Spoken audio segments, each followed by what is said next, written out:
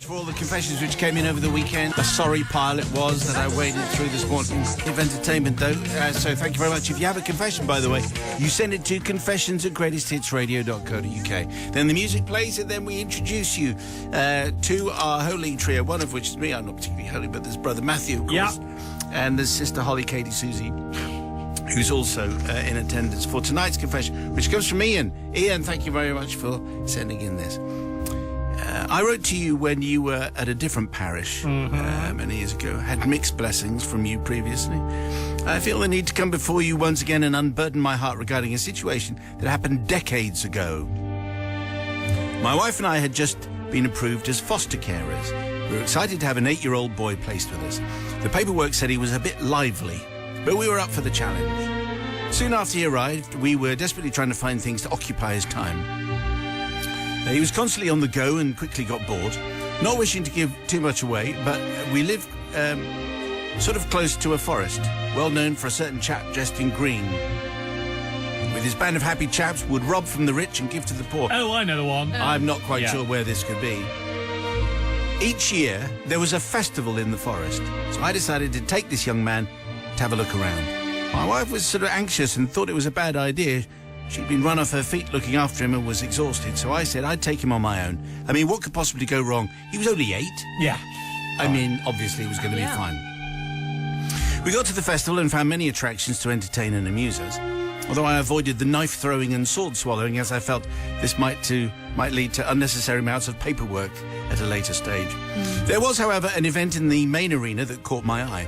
A reenactment of the local green-clad hero and his trusty men riding into battle on horses to give the local law enforcement officer a good thrashing. We both made our way to the big field and waited for the fun to begin. It lived up to all my expectations. The sheriff's henchmen waited for the the sheriff's henchmen got a right old pasting, having been thrown off their horses, and then the local hero tackled the sheriff himself. After a lot of, toing and froing, the battle was won, and a loud hurrah went up from the crowd. All that was left was for the various characters to ride past for applause or the customary boos. Yeah, of course. Like at Spurs for the end of season walk of shame. Very much. Whilst this was happening, that's not in the... No. Whilst this was happening, I called my wife to tell her what fun she had missed by staying at home. She didn't seem particularly interested in all that I was describing to her, but instead wanted to know how our lad was. Oh, he's fine, I reassured her. He's loving it, aren't you? And I glanced down at him, or at least where he had been standing, only to find an empty patch of grass. Oh, no. I ended the call to my wife, blaming a bad signal in amongst the trees, so I could begin to panic in earnest without her reminding me how she had told me not to go in the first place. Well, my attention was drawn to a large gathering of people around a tree. I was torn between searching for an 8-year-old boy and finding out what was mesmerising such a crowd. Curiosity got the better of me, and I went to see what everyone was gawking at. It transpired that I'd made the right choice because actually the crowd were all staring at an 8-year-old boy. He was standing on a branch 30 feet up. Wow. It's not just the height that was cause for concern, but the branch itself seemed to be not much thicker than a pencil and was bending most alarmingly. Oh, no. Someone from the crowd shouted up to him, "Where are your parents?" The boy scanned the crowd, and once again the blood drained from me as he silently pointed in my direction. And then I think I did what every person would have done in such circumstances. I turned around and glared and tutted at the man standing behind me. He was completely taken aback and didn't know how to react, other than blushing a deep shade of red. I shook my head at him, and others around me quickly joined in their disapproval. Really? I decided that the best approach was to now directly withdraw from the gathering. In my opinion, it would only confuse the crowd if the child tried to clarify things further. I wandered back to where we'd been standing previously at the arena and found that there was an excellent falconry display taking place. Having watched it for about 10 minutes, I noticed that an 8-year-old was now standing next to me. I glanced down to confirm that it was the same one I had brought with me and that all of him was in healthy condition. Having found it to be so, I took his hand and we walked back in silence to the car. To this day, I have no idea how he got down from the tree. But clearly I need to ask forgiveness from the young child in question. He went on to live with us for 6 years and has stayed in touch ever since. I do feel guilty about the man standing behind me, however. I fear he might never forget the disapproving tuts and boos of a crowd that had just been whipped up into a frenzy by a man dressed in green beating the living daylights out of the sheriff and his collaborators. So it is for this that I fall before you and seek mercy. And this comes from Ian, who I think at the very beginning he said he'd tried to get some forgiveness before.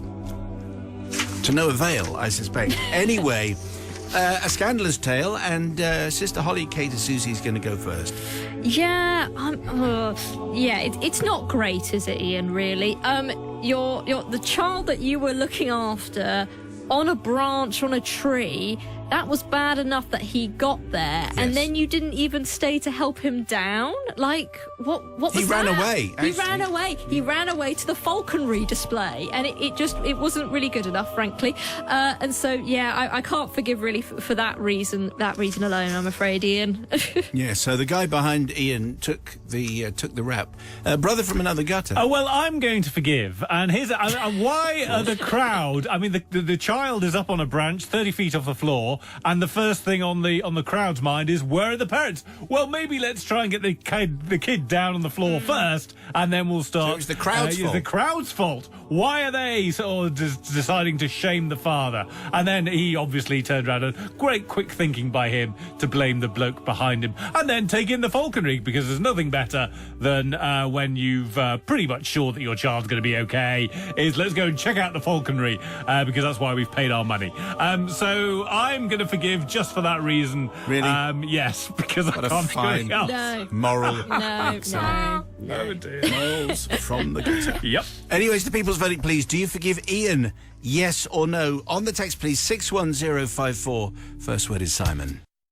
He was a foster dad, and he lost his foster kid for a brief period whilst attending a falconry event with Robin Hood in full effect. Yep. I mean, and then someone else took the rap for the whole thing. So, thank you very much, Steve, for your verdict. Here it comes. Darren from Chestler Street says, forgiven. I totally agree with Matt. Have you seen one of those falconry shows? They're fantastic. Also, everyone's been stuck up a tree at some point. No, though, says Jason, I'm with Holly. He accepted no responsibility. What he could have done so, and he should have done so. And finally, Moisey says, forgiven. I'm going to forgive because it's so easily done. My husband lost my 2-year-old in Sainsbury's once, and then another time he drove home from the same store without my daughter. I mean, really? So as I've had to forgive my husband, I'm going to forgive this man. That's true. Actually, losing kids is fine. David Cameron did that, didn't he, once? Yes, when he was Prime Minister. Yeah. And he had all his security detail, but he still managed to lose his kid. Anyway, if you have a confession, we would love to hear it. Please, confessions@greatesthitsradio.co.uk. And this is your daily confessional. Another smart speaker handed out because we like this one from Mel. Mel is the person who sent in today's confession. Matt, you need the right notebook and the right pen. I do. Got it out. Here we go, everyone. Father Simon, Brother Matt, Sister Holly, Katie Susie, says Mel. Back in the last century, I was at the end of my football career. One of my last matches was at a village in the heart of Somerset. I'm quoting here, it being a pretty yokelish place, us Bristol boys took the mickey out of them slightly, but only quietly and behind their backs. Anyhow, one particular match I was marking one of their better players.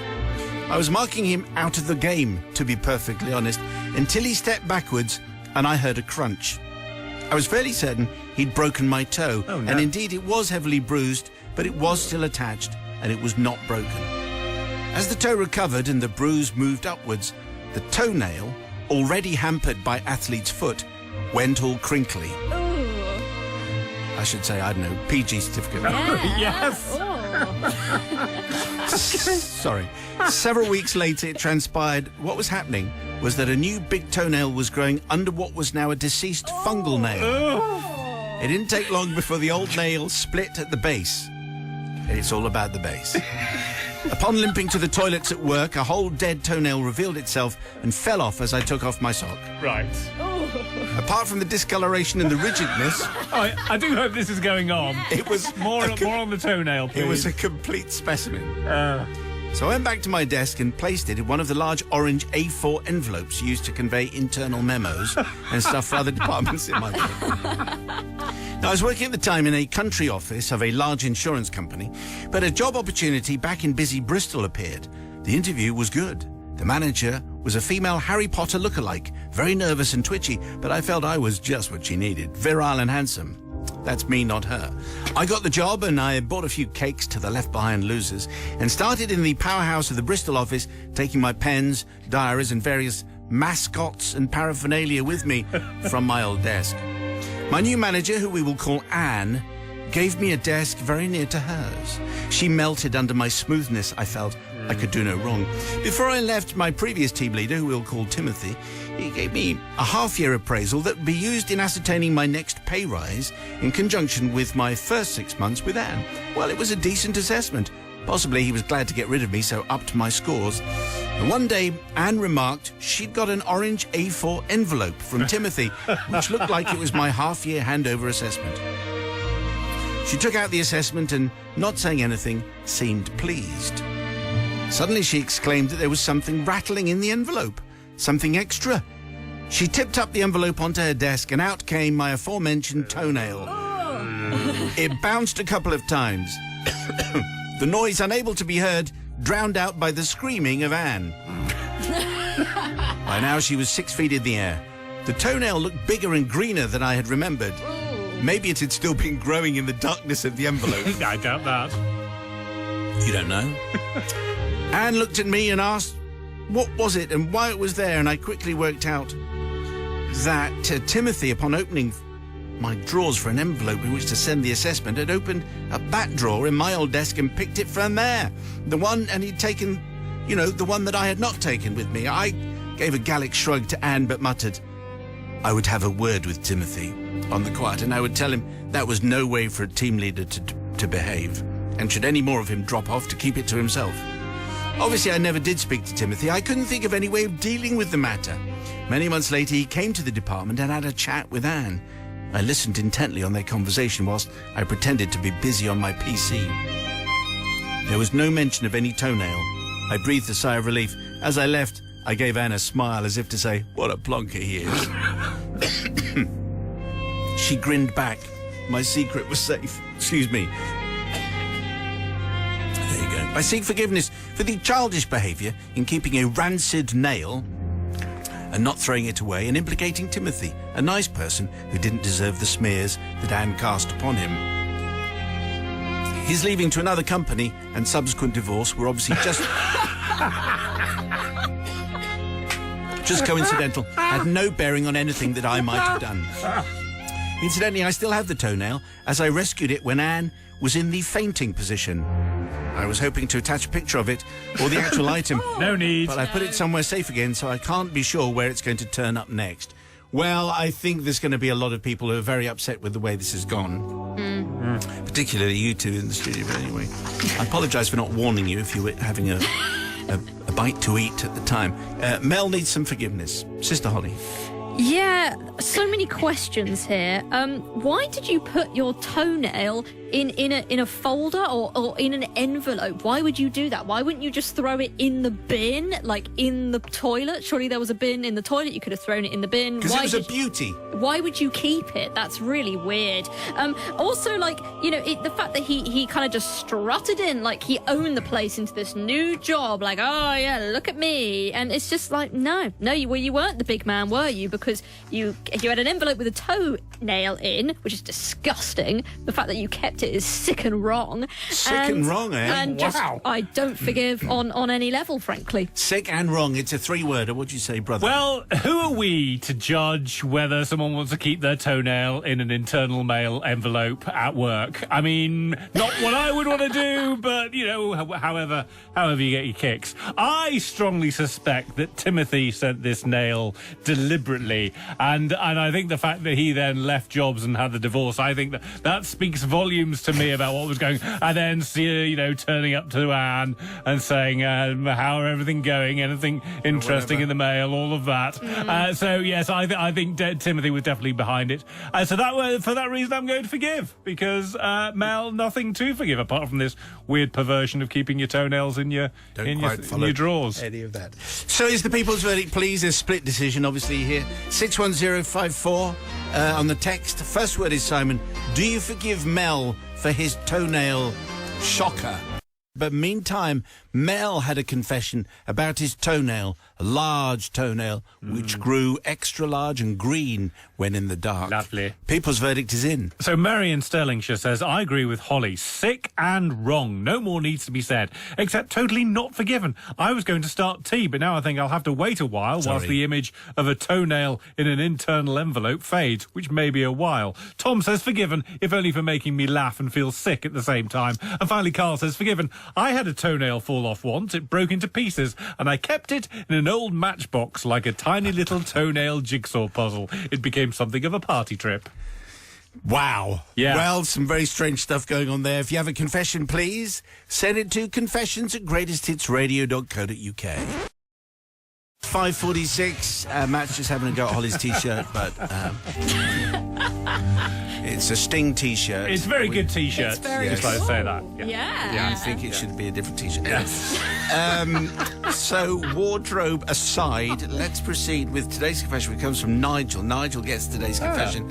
Another Nigel, who sent his confession to confessions@greatesthitsradio.co.uk. Father Simon, Brother Matt, Sisters Holly, Susie, Katie and Beryl. Yeah. Sorry, just hedging my bets, Right. says Nigel.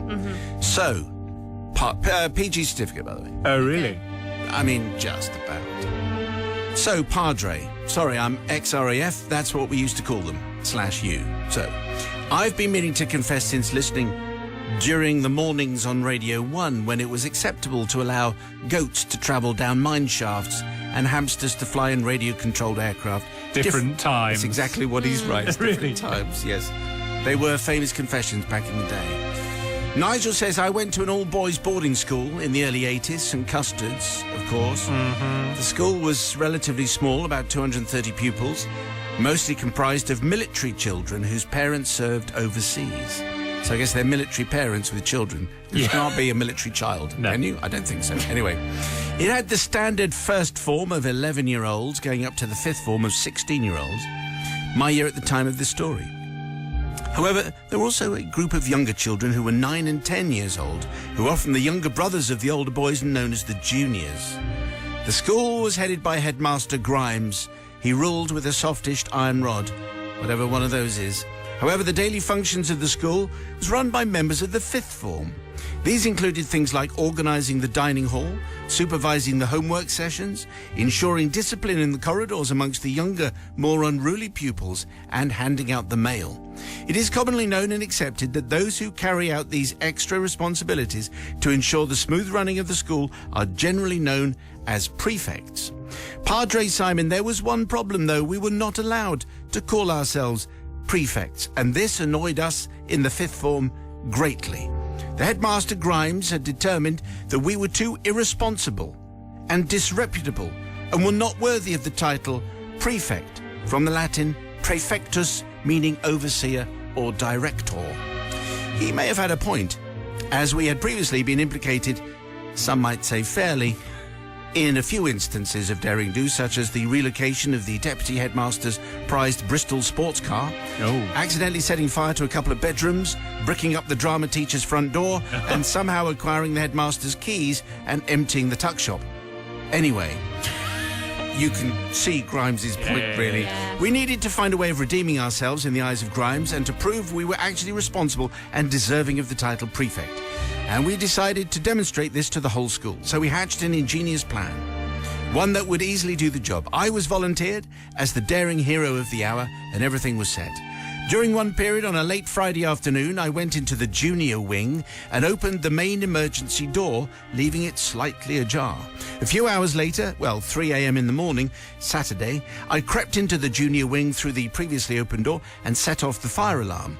What followed was a lot of activity. My fellow fifth formers, who were waiting and ready, fully dressed in their beds, immediately sprang into action and sped to the junior wing to heroically evacuate the little cherubs to safety and prove that they were our priority, with not a second thought to our well-being.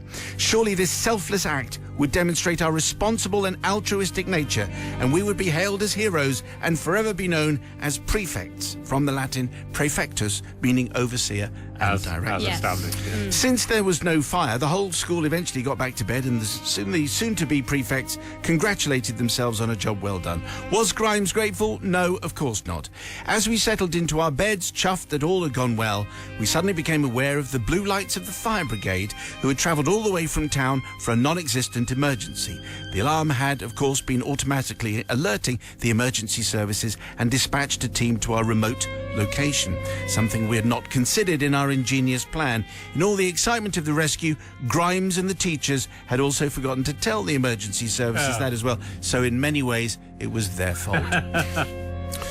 Padre, I wish to ask forgiveness, not from the juniors for waking them up at 3 a.m, nor for the fact that they may have got the blame themselves once someone discovered that the alarm in their block had been set off. It was a good life lesson and character building for the little cherubs.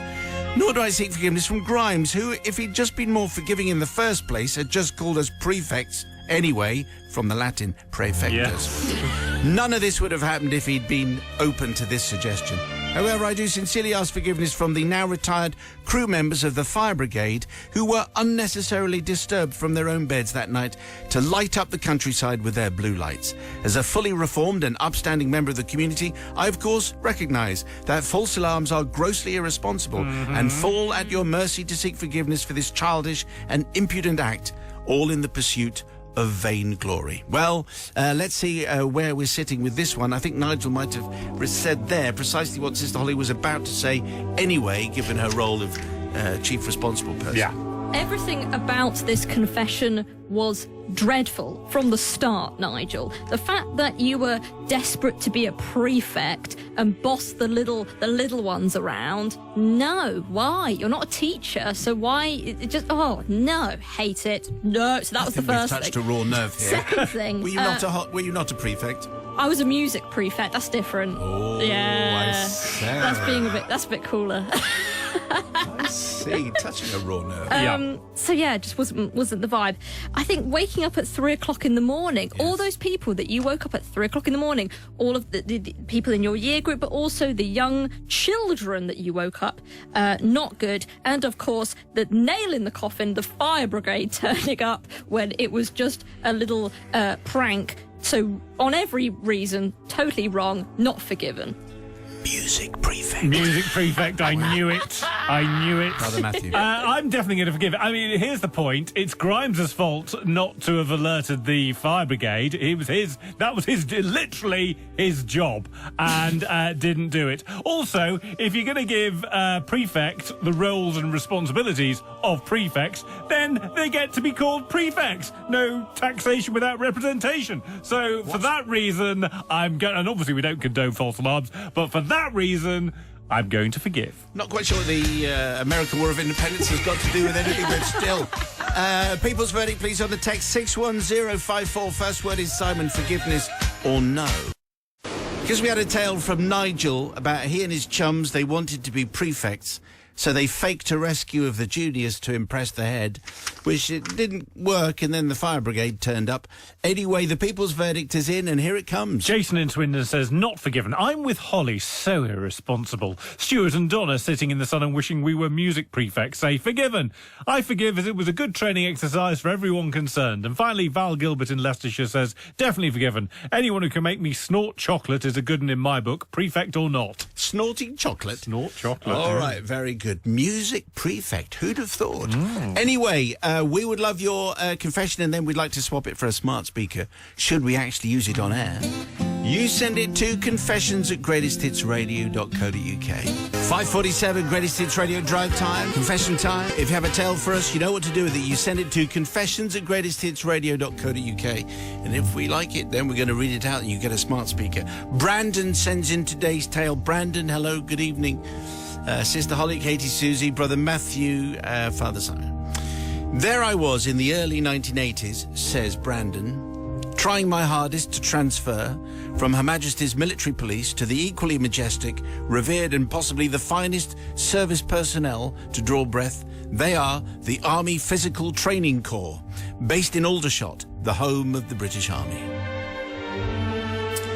As I'm sure you're aware, and you can well imagine, completing unbelievable amounts of PT every day makes one a tad peckish. You can just imagine these guys, as I imagine they were exclusively.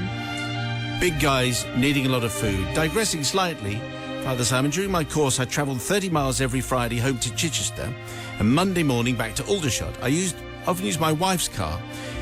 She had an old-style 1973 midnight blue Fiat 500. Ooh. Our other car was a big old Granada, so no contest petrol-wise, but it was somewhat difficult to fit 4 massive PT instructors into an old-style midnight blue Fiat 500 back and forth to the gym. So anyway, on the night in question, off we toddled late one night to the Chinese takeaway, complete with a 6'7" basketball player, co-student, in the passenger seat, whose name was Magic.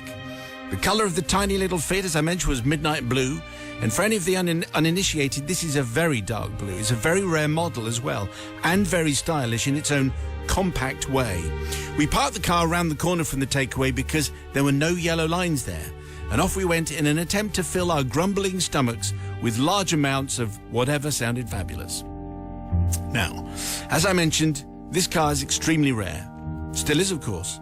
Very rare to see a Fiat 500, let alone a midnight blue Fiat 500. We were very proud of it, looked after it lovingly. Pride and joy is what I'm saying. So imagine my chagrin, which is a posh word for shock and annoyance, when I see my car being stolen by 2 people who were making their getaway very slowly. It is a lawnmower engine, after all, from the side street. Are you actually kidding, as we didn't say back then? No, we didn't. What the actual heck? Yes. They started to pass us as we were leaving the takeaway with our hands full of said takeaway. As a nearly qualified Army PT instructor, I'm sure your listeners can imagine I was pretty quick off the mark. So I shot across my half of the road and launched myself onto the postage stamp sized bonnet of this tiny car, and I tried to smash the windscreen with my head to halt the robbery in progress and hopefully have a little chat with both of the occupants, who looked like a dangerous couple to me. Bash went my head on the screen. Gangster number 1 looks petrified. Bash goes my head again. Now gangster number 2 looks scared. Bash, bash, bash. Now I looked a little harder. This couple of thieves look a bit old for this kind of lark. Oh, no. Oh, no. In fact, they look like pensioners. Anyway, They stopped the car. By this time, I'm wondering if I've got this all right. No. Sid and Doris, who were in the car, asked me what I was up to. I said I was stopping a robbery and they were the robbers. Sid said, no, we're not. This is our car. I looked inside. I saw a can of travel sweets. Oh, no. This was definitely not my car. So imagine my horror to discover there is or was another midnight blue Fiat 500 in Aldershot. What are the chances? I apologise profusely to the couple, who must have thought there was an axe-wielding crazy guy on the loose. They quickly drove off. Well, quickly for a Fiat 500. And all was well except for the spilt sweet and sour chicken on the bonnet and, of course, my very sore head. You'd think a PT instructor could break a windscreen with fewer than half a dozen blows, wouldn't you? No. Anyway, these Italians make good car glass. It sounds unbelievable, but 100% accurate and true, and no alcohol was involved either, which I know is probably a surprise to you guys. Please, I beg forgiveness, please, from Sid and Doris, who were simply out going for a drive in their tiny little itsy-bitsy midnight blue Fiat 500. I am not likely to be forgiven by anyone else, but I thought it was worth a try, and I thought I would fall at your feet and ask for your forgiveness. Well, it was like a scene out of a sitcom, with a very large PT instructor diving onto a small car and bashing the windscreen with his head. Sister Holly, Susie, Katie. Oh, it's a really tricky one today because, Brandon, you know, I thought good on you. You were going for it. They'd stolen your car. I was rooting for you, frankly, with the you know, bashing the head and all of it. I was really compelled. And then, of course, it wasn't actually yours. I do feel very sorry for Sid and Doris, but I'm hoping they're over it now. It was the early 80s. It's been a long time. And maybe it's towards the end of the week. I'm just feeling a bit more in the mood for forgiveness. And I think I maybe forgive you, Brandon, because actually, you know, you didn't know. Oh. Sorry about that. There was a little edit on the move. Yeah. Okay. I think I forgive. Yeah. sister, a brother from another guy. Yes, whatever. I mean, what really pushes this one over the edge is the decision to try and headbutt your way into the car. Wow, through the He's through a the PT windscreen. instructor. Clearly, Come on. clearly. Yeah. I mean, overestimating his own strength there. I'm going to forgive because my instinct is Sid and Doris will have dined out on the story of the PT instructor who tried to get into their car through the windscreen using only his head. And there is a story to regale friends of Sid and Doris for many years to come. And for that reason, I choose to forgive. Bit of a waste of sweet and sour, but I understand the point you're making. It's the people's verdict, please. Do you forgive Brandon, yes or no? 61054 on the text. The first word has to be Simon. But we had a confession from Brandon, a PT instructor from the Army Physical Training Corps, and a story about, well, he thought his Fiat 500 was being stolen, so he launched himself at the aforementioned Fiat 500, only to find out that Sid and Doris had their own Fiat 500, and that the windscreen glass was much stronger than he thought. The people's verdict is in. Here it comes. Yes, forgiveness really depends on whether you've been on the wrong end of PT instruction in the Army. So, Robin from Exeter says, not forgiven. Army PTIs cannot be forgiven for anything. They're utterly heartless. Win from York says, Simon, he's an Army PT instructor, so to start with, there's a serious lack of brain cells. As an ex-serviceman, and having been on the receiving end of their bee stings, not forgiven. Right. And Pete in Greasby on the Wirral says, not forgiven, as he didn't know his own registration. It's not rocket science to check. Well, I suppose there's a fair point there. So anyway, maybe that's provoked a thought, and maybe you have a confession for us. In which case, send it to confessions@greatesthitsradio.co.uk.